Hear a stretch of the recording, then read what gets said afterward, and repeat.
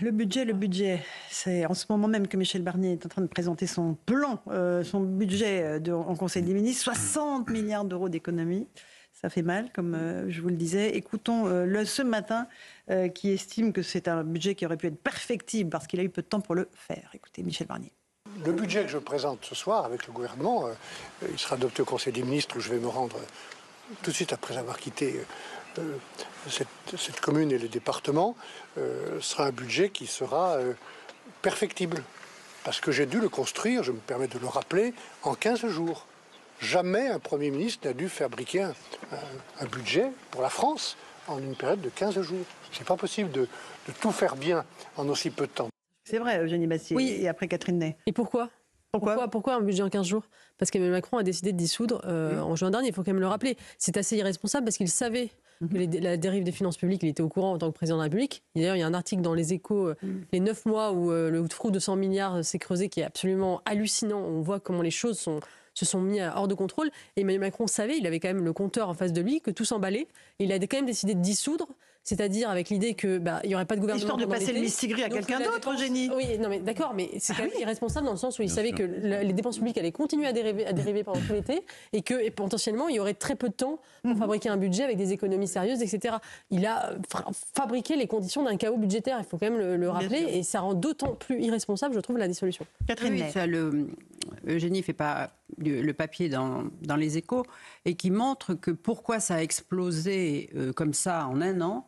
C'est d'abord quand même, comme dirait Pro, c'est la faute des petits hommes gris du Trésor qui ont été trop optimistes et qui ont pensé qu'il y avait des rentrées fiscales, l'impôt sur les sociétés. Or, pas du tout, parce qu'on pensait que comme il créait des emplois, il pourrait payer plus d'impôts. Et pas du tout. Donc, il y a eu moins 13 milliards. Il y a eu aussi, pour ces raisons-là, des rentrées de cotisations sociales moindres. Et surtout, la consommation aussi qui fléchissait. Et avec la dissolution, c'est quelque chose qui s'est aggravé parce que finalement, le tourisme a moins rapporté qu'on ne le pensait et on voit que les gens maintenant épargnent et ne consomment plus. Donc la TVA aussi est à son point, les rentrées sont très décevantes. Donc Michel Barnier arrive, je crois que Bruno Le Maire avait déjà commencé, on parlait de 10 milliards d'économies, il voulait aussi une loi de rectificative, de budget rectificative. Le président l'en a empêché parce que ça risquait de gêner les électeurs pour les européennes. Enfin, tout a été bloqué par la présidence, mais surtout, je veux dire, cette dissolution que les gens ont été sonnés comme si c'était un attentat, quoi. C'est quelque chose qui leur a explosé dans la tête. Et là, en ce moment, tout est à l'arrêt. Et donc, il va falloir payer. Tout le monde va payer. Tout le monde va payer. Louis, vous avez le budget sous les yeux. En gros, sans nous assommer de chiffres, où est-ce que ça va raboter là? Alors, la première chose, c'est que le budget que s'apprête à présenter Michel Barnier ce soir est un budget qui va forcément bouger. Oui. Parce qu'il va être discuté à l'Assemblée nationale. Mais en gros, c'est quoi les grandes lignes? Non, mais je termine simplement. Et à la fin, on sait quand même que Michel Barnier n'aura d'autre choix que d'utiliser l'article 49.3 de la Constitution. C'est clair. Donc, c'est un budget dans des circonstances aussi un peu compliquées. Dans les grandes lignes, donc il y a 40 milliards d'euros de baisse de dépenses de l'État, donc 21 milliards strictement dépenses de l'État. Ensuite, le budget de la sécurité sociale va baisser de 14,8, quasiment 15 milliards d'euros. Et pour terminer, il y a une baisse de 5 milliards d'euros des dotations aux collectivités locales. Et il y a les hausses d'impôts. Alors ça c'est le volet dépenses. Ensuite il y a le volet recettes. Pour les recettes, donc ça veut dire qu'il va y avoir une augmentation des impôts pour les entreprises de 13,6 milliards d'euros. Donc c'est la somme qui va être demandée aux entreprises, et de 5,7 milliards d'euros pour les particuliers. Si vous voulez rentrer dans le détail. Pour les entreprises, je trouve que c'est très grave parce que ça va geler les embauches, ça va être très compliqué. Et il y a un sujet. En un mot, Louise, que c'est le rappel des titres là. Faisons-le un peu. Un sujet. Il y a un sujet qui, à mon avis, va coincer même dans l'opinion publique. C'est sur. Il y a une mesure aujourd'hui qui existe d'exonération de charges patronales sur les bas salaires. C'est-à-dire que quelqu'un qui emploie un salarié au SMIC, eh bien il est exempté de charges patronales. Et là, ça saute. Donc voilà, cette mesure est retirée, ce qui permet de gagner 4 milliards d'euros. parce qu'ils avaient besoin de 4 milliards d'euros. Alors ce qui est dommage, c'est que ça correspond exactement au montant de la réforme qu'on aurait pu générer avec la réforme de l'assurance chômage qui était prête, qui a été votée et qui a été stoppée par Gabriel Attal. Et c'est vrai que, voilà, pour des raisons politiques, alors que là, il n'y aurait pas eu à faire cet arrêt de l'exonération des charges pour les gens qui sont recrutés à 1 000 euros par mois. On a le plaisir d'accueillir Sarah Knafo. Bonsoir. Bonsoir, Laurence. Députée européenne Reconquête. On va évoquer avec vous tous les sujets d'actualité. D'abord, un tout petit mot du budget. Michel Barnier est en ce moment même en train de plancher en Conseil des ministres pour nous expliquer comment il va falloir payer plus, évidemment. Réduire les dépenses publiques, on l'a vu avec Louis de Ragnel, de 40 milliards d'euros. Et puis les augmentations d'impôts, 20 milliards d'euros. Pour vous, c'est dépenser moins pour taxer moins, c'est l'inverse de ce que vous proposez, en fait. C'est exactement l'inverse de ce qu'on propose chez Reconquête. Donc, on nous avait dit que c'était un gouvernement de droite qui arrivait. Et première mesure de ce gouvernement de droite, augmentation des impôts. Je crois que c'est tout le contraire de ce qu'il faut faire. La situation est catastrophique en même temps. La situation est catastrophique et l'urgence, c'est de baisser les impôts.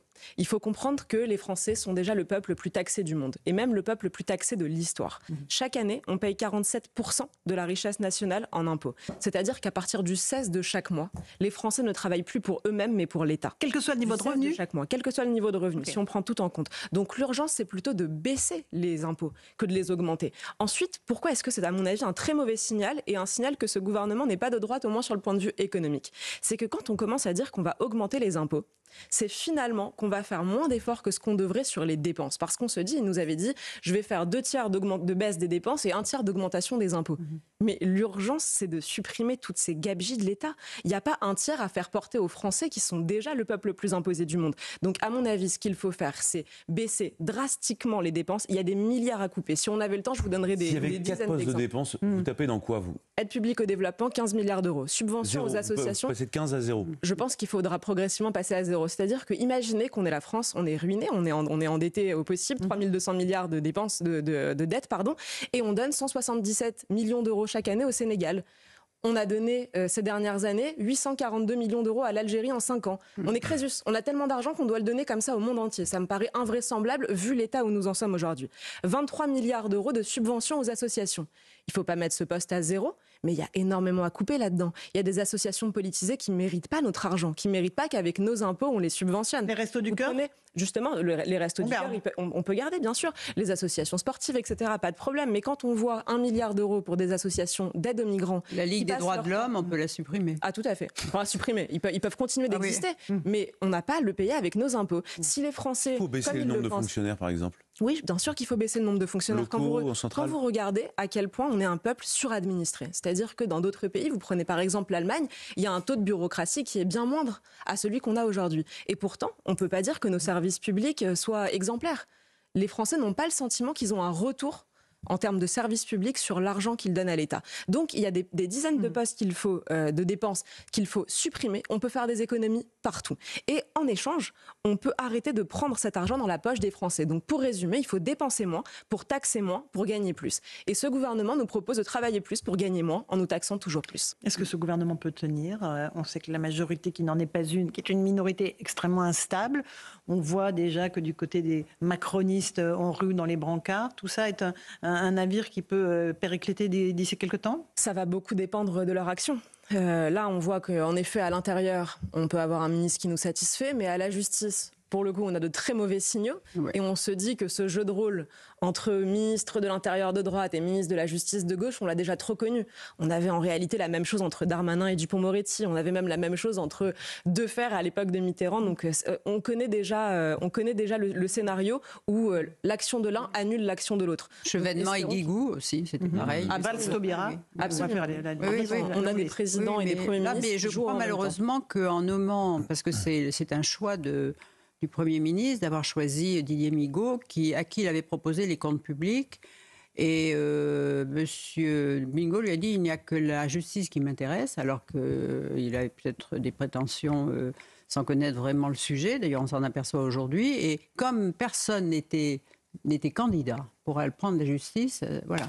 C'est comme ça que les ministres sont nommés. Oui, c'est comme ça que les ministres sont nommés. Et moi, ce qui me fait peur, c'est effectivement, heureusement qu'il y a M. Retailleau, parce que ça fait un équilibre de force entre le Premier ministre et lui, et c'est un tandem, mais je pense qu'il a un gouvernement de personnalités qui se sont peut-être pas adaptées aux difficultés du temps. Une question de Louis de Ragnel. On sait aujourd'hui que le gouvernement tient parce que le Rassemblement national ne baisse pas le pouce vers le bas, ne vote pas de motion de censure. Est-ce que vous pensez que le Rassemblement national a raison de donner sa chance au gouvernement de Michel Barnier? Quand on voit que M. Retailleau peut aller dans le bon sens, on aurait envie de dire oui, mais quelle est la doctrine? Quelle est leur ligne rouge? J'ai pas encore compris. Je ne sais pas s'ils les ont données d'ailleurs. Est-ce que le Rassemblement national a dit que pour tel ou tel sujet, là, il censurerait? J'ai entendu parler de la réforme des retraites. Oui.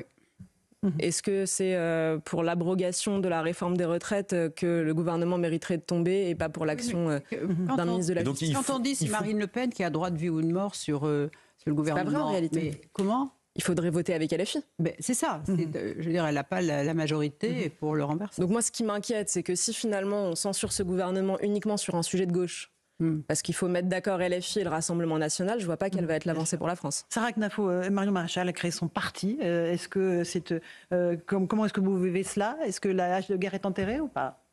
Est-ce que quelqu'un a compris quelque chose À ce que faisait Marion Maréchal? Ouais. Elle a lancé une formation Politique. Relancé une structure politique. Ouais. Moi, je vous avoue que j'avais beaucoup d'admiration pour Marion Maréchal depuis que j'étais jeune. Mais là, j'ai l'impression que plus personne n'arrive à la suivre. Elle a trahi Marine Le Pen pour Éric Zemmour. Après, elle a trahi Éric Zemmour pour retourner avec Marine Le Pen alors qu'elle venait d'être élue grâce à Éric Zemmour. Maintenant, elle crée un parti en morcelant la droite, en disant que c'est au nom de l'Union des droites qu'elle le fait. Moi, je peux pas vous expliquer l'inexplicable. Donc voilà, nous, on s'intéresse à Reconquête. Elle est partie. Bon vent à elle, qu'elle fasse ce qui lui plaît avec les personnes qui lui plaisent. Nous, on continue chez Reconquête. Là, on vient de lancer une grande enquête sur l'école avec les parents vigilants. Pour la première fois, on va donner la parole aux parents d'élèves parce que ce sont la dernière roue du carrosse le plus souvent. D'ailleurs, vous avez remarqué qu'avec ce nouveau gouvernement, on parle très peu de l'école. La seule fois où on en a parlé, c'était pour cette affaire de Tourcoing. Où une professeure a été molestée. Et l'excellence du niveau scolaire et les classes de niveau, tout ça, c'est enterré, on n'en parle plus. Donc nous, on commence à donner la parole aux parents d'élèves. Là, on a aujourd'hui les militants de Reconquête qui sont en train de tracter devant toutes les écoles pour faire appel à l'intelligence des parents et pour essayer ensuite de remettre un rapport au ministère de l'Éducation nationale avec des grandes propositions et un grand programme pour l'école.